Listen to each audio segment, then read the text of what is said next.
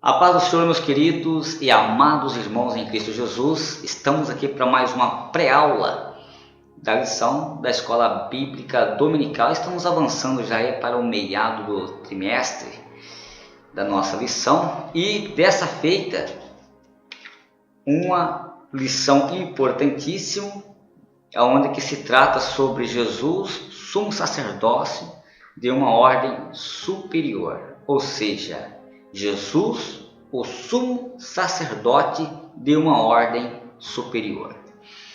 E aqui nós vamos encontrar aqui, mas de que ordem que é esta?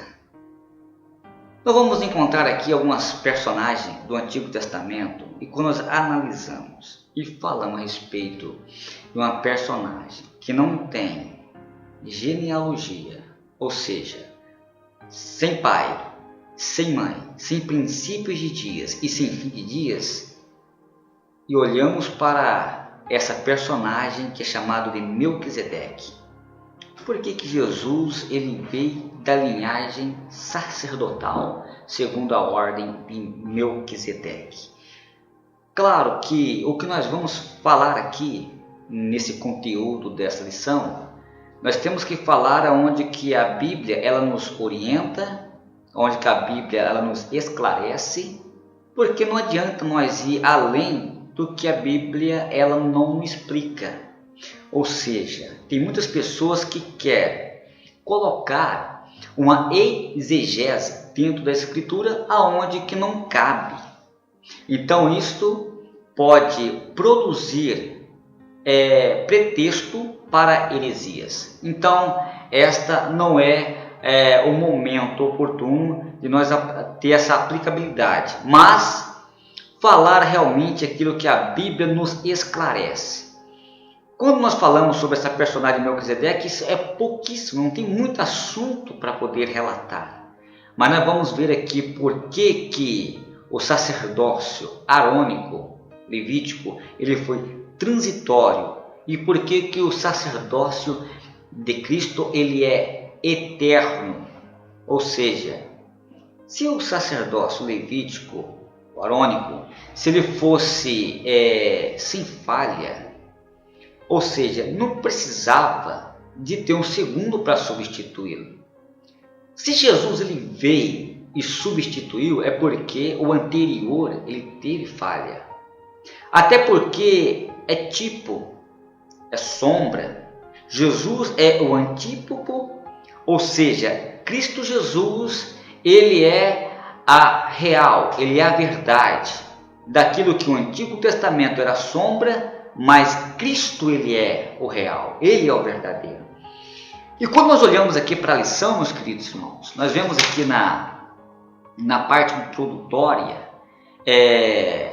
da seguinte forma: quando fala-se que, bem no segundo parágrafo da introdução, mas mesmo pertencendo à mesma ordem sacerdotal, o autor sublinha a preeminência de Jesus sobre Melquisedeque quando afirma que este foi feito semelhante ao Filho de Deus. Hebreus capítulo 7, versículo 3, não ao contrário, o pensamento do autor é mais bem compreendido se observando o sacerdócio de Jesus quando os aspectos da sua tipologia. Olha que coisa interessante. Por quê?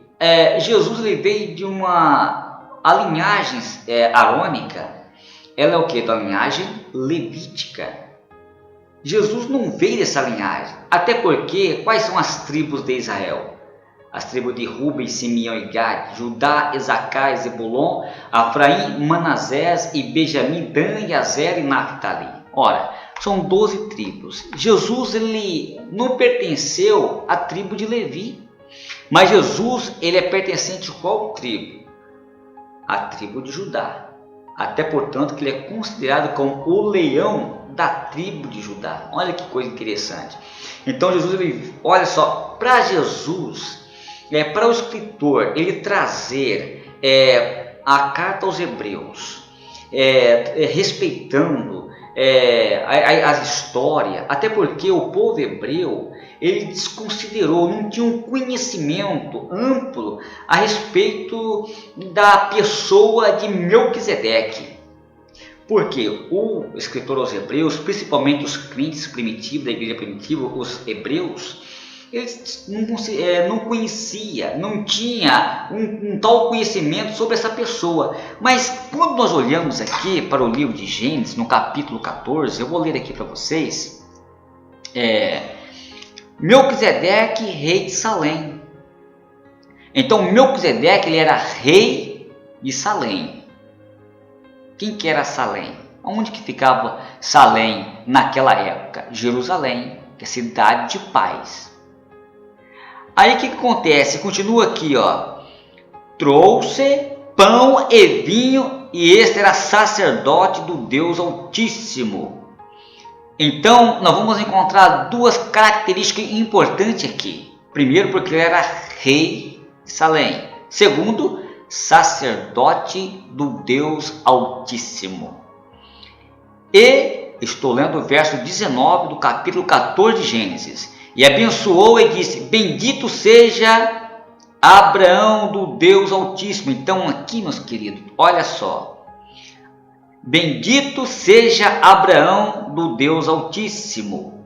Então dá para entender aqui que Melquisedeque não era um Deus. Então, se ele fosse Deus, ele não expressava dessa forma ao Deus Altíssimo, sendo que ele era o próprio Deus. Então, já dá para descartar aqui algumas hipóteses que Melquisedeque era um Deus. O possuidor dos céus e da terra. Então, bendito seja o Deus Altíssimo. Estou lendo o verso 20. Que entregou aos teus inimigos nas tuas mãos e deu-lhe o dízimo de tudo.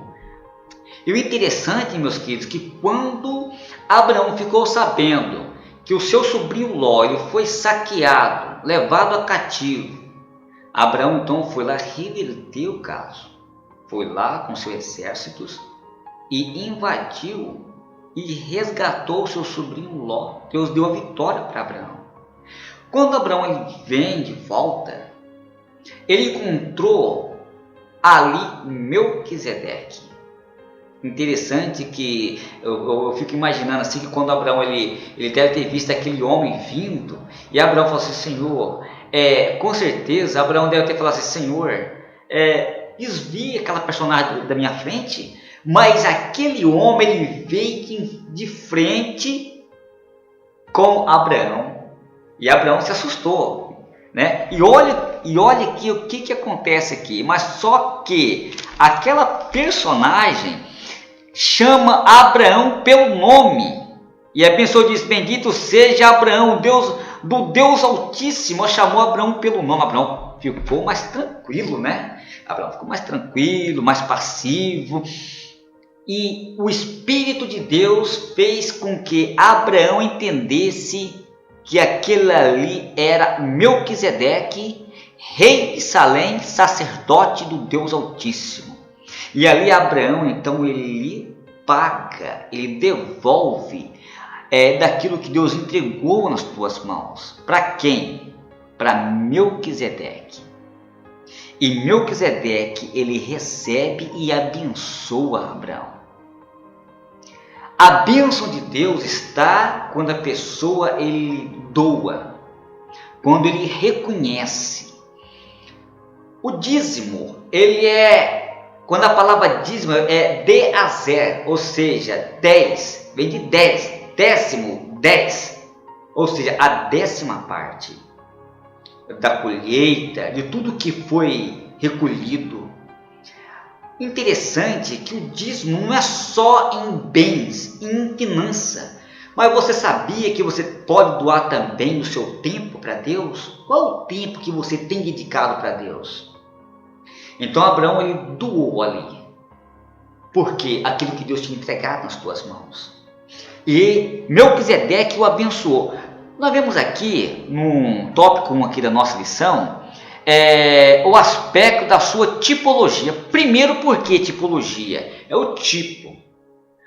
Quem que era Melquisedeque? Ele era rei de Salém, que é a cidade de paz, que é antigamente, que hoje é posterior a Jerusalém. Segundo, ele era sacerdote. Jesus Cristo ele é rei e Jesus ele é sacerdote. Jesus ele é o nosso mediador de um dos melhores aspectos que nós podemos observar em toda a esfera. O que acontece, meus queridos? Qual que era a função do sacerdote ou qual que era a função dos levitas? Levita só que canta, olha, o irmão levita. Só porque o irmão é cantor? Não. A função do levita, é claro que o cântico é uma das funções do levita, mas a função do levita não é só cantar, não. Era trabalhar, era montar e desmontar e trabalhar no tabernáculo. Estava sendo responsável a tribo de Levi. E eles eram responsáveis de desmontar, preparar os altares, ali, os utensílios, montar o tabernáculo. E o interessante é que no tabernáculo tem 3 compartimentos. O átrio do tabernáculo, o Santo Santíssimo. No átrio tem um altar de sacrifício e a pia, onde o sacerdote lavava as mãos. Aquele altar de sacrifício representa a cruz de Cristo. A pia representa a água representa Cristo Jesus, a fonte de água viva. Dentro do lugar santo, existia do lado direito do tabernáculo a mesa com os 12 pães, representando as 12 tribos de Israel, como já citei aqui, a tribo de Ruben, Simeão e Gad, Judá, Isacar e Zebulon, Efraim, Manassés e Benjamim, Dan e Azer e Naphtali. E do lado esquerdo do tabernáculo existiu o candelabro, que tinha 7 pontas, que o sacerdote acendia ali para que as lâmpadas clareassem o ambiente. E ali representa Jesus Cristo, que é a luz do mundo, como João capítulo 1, versículo 12. Interessante, meus queridos, que é o seguinte: mais à frente tinha um altar de incenso, aonde o sacerdote ele aborrifava ali. Então subia o sacrifício nas narinas de Deus. Mas no lugar santíssimo, o sacerdote entrava uma vez no ano, oferecendo o sacrifício em prol de quem? Do povo, do pecador, do miserável pecador. Ele entrava ali com o sangue, expedia sobre o propiciatório, que estava sobre a arca da aliança, a arca do concerto, e tinha 2 querubins com as asas de fronte com outras assim. Aí o que acontece? O sacerdote jogava ali e Deus recebia aquele sacrifício. No sacerdócio, ele tinha um sino que batia nele. Se o sino parasse de bater, é porque o sacerdote estava em pecado, entrou ali dentro e Deus o matou. Não poderia, porque primeiro o sacerdote tinha que oferecer um sacrifício para si próprio, para depois entrar dentro do lugar santo. Porque se ele fosse um pecador e entrasse em pecado, esse sacrifício para si é para Deus perdoar o pecado dele, para depois entrar lá dentro do lugar santíssimo. Muito interessante. Era tipo um sacerdócio falho no Antigo Testamento. Mas Jesus não. Interessante que Jesus Cristo, além de ele ser sacerdote, Jesus ele é o próprio sacrifício. Olha que coisa interessante. Jesus ele é sacerdócio e era o próprio sacrifício. Quando a Bíblia diz, João capítulo 1, versículo 29, João Batista diz aí: eis aí o Cordeiro de Deus que tira o pecado do mundo. Quem que é o Cordeiro? Cristo Jesus. Ele tira o pecado do mundo. Quando Jesus morreu na cruz do Calvário, Jesus Cristo, essa morte na cruz do Calvário foi o resgate da humanidade.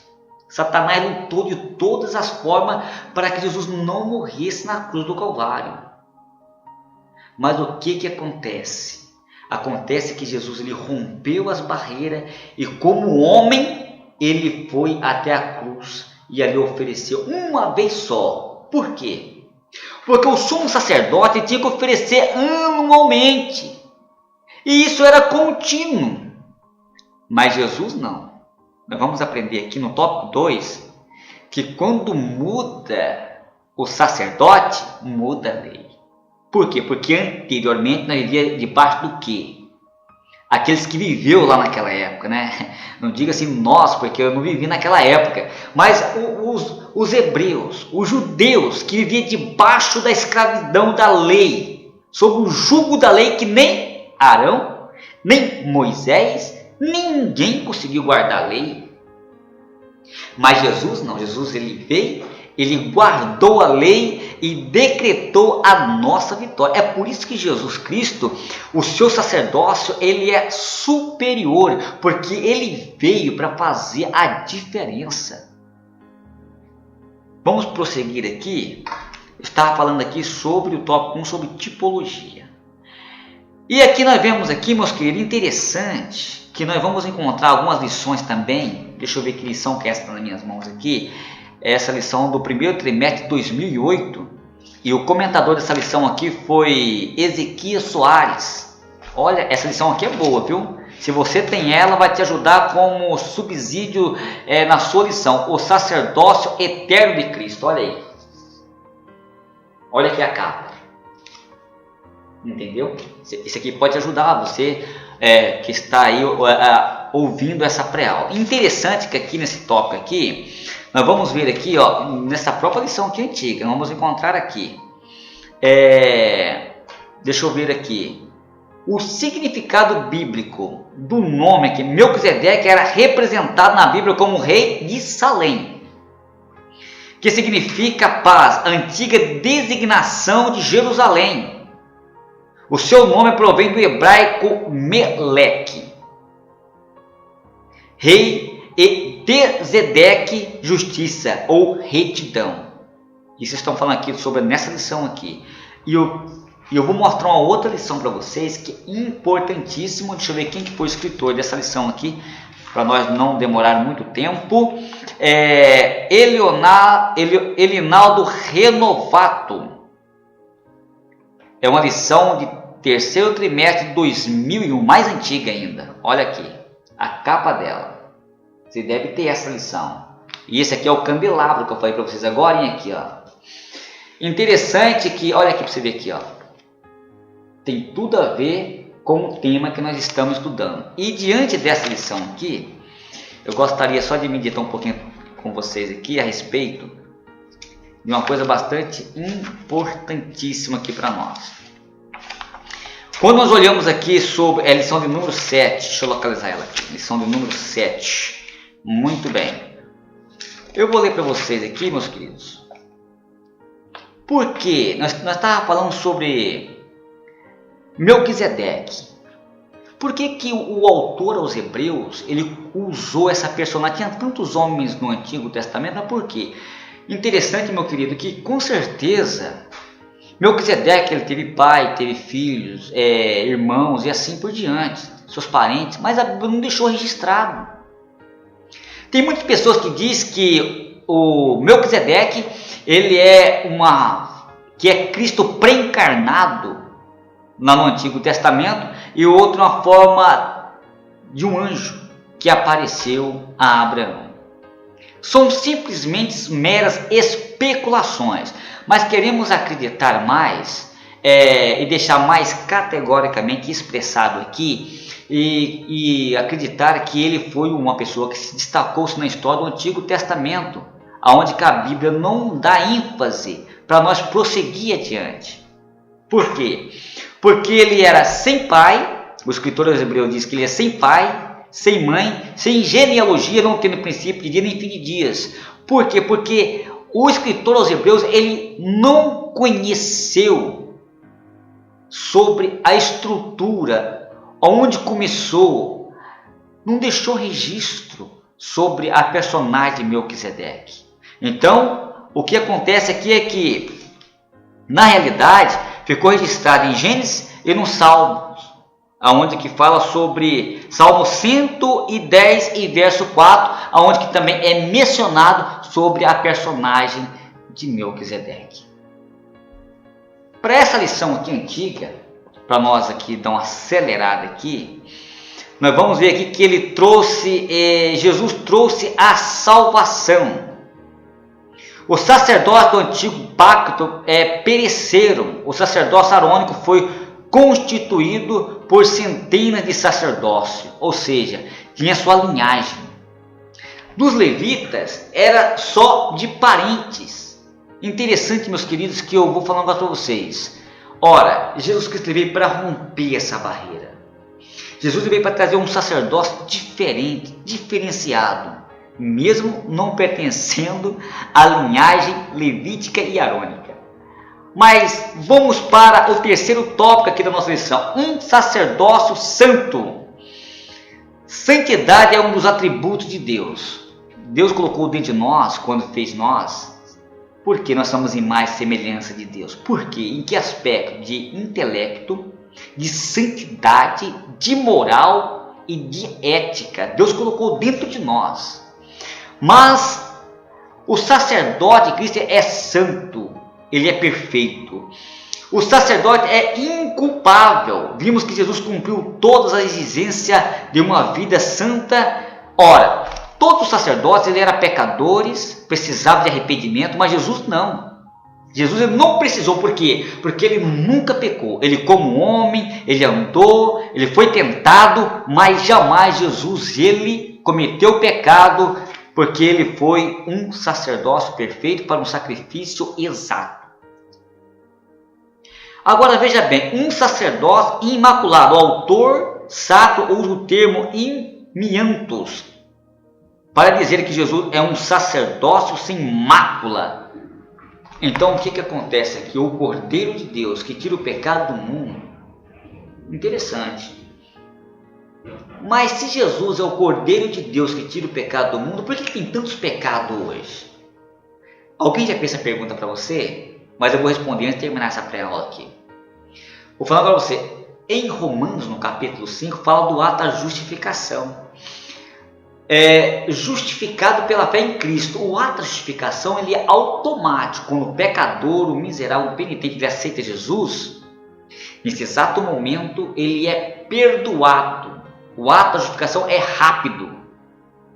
O que acontece? Acontece que todo pecado que ele tinha cometido anteriormente é sanado, como se ele nunca tivesse pecado nenhum, é tirado.